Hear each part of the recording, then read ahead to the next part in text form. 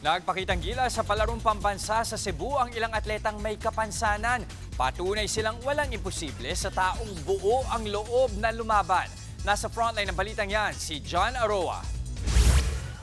Nadadapa man, bumabangon pa rin at patuloy lang sa pagtakbo hanggang sa makarating sa finish line. Pinahanga ng mga atletang visually impaired ang mga manunood sa grandstand.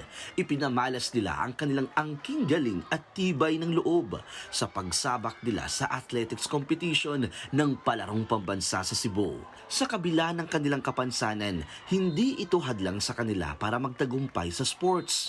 Isa si Siren sa mga patunay dyan nang makasungkit siya ng gintong medalya. Payo niya sa mga kabataang tulad niya, huwag mawala ng pag-asa at maging inspirasyon para sa iba. Masaya po. Worth it lahat po ng training at pagod. Lagi pong magsikap. Dapat always positive po. Pray always.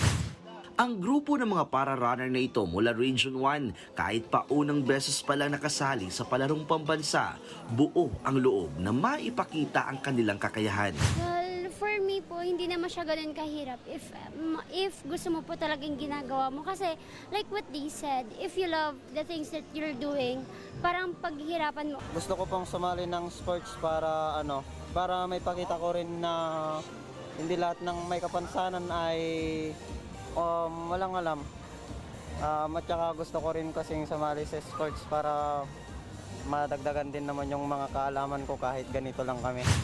Aminado ang kanilang coach na hindi madali ang training ng mga para-athlete, pero dahil sa kanilang pagmamahal sa mga bata, nagiging epektibo sila sa pagtuturo. At first po talagang mahirap po yung paghahandle sa kanila, pero sa habang tumatagal po na nakakasama ko tong mga batang ito, talagang na maging passion ko po yung paghandle sa kanila kasi nakikita ko po yung skills nila na kayang-kaya din nilang makikompete sa iba't ibang larangan ng sports. Ang message ko po sa kanila, sir, is wag po silang matakot mag-try and magtiwala lang po sila sa sarili nila. Kaya po nilang gawin yung mga bagay kahit may kapansanan po sila. Nagbabalita mula sa frontline, John Arua, News 5. Mga kapatid, Jess De Los Santos po. Iba na ang may alam at may pakialam sa panahon ngayon. Para sa tuloy-tuloy na balitaan sa Frontline kahit weekend, mag-follow at mag-subscribe sa social media pages ng News 5.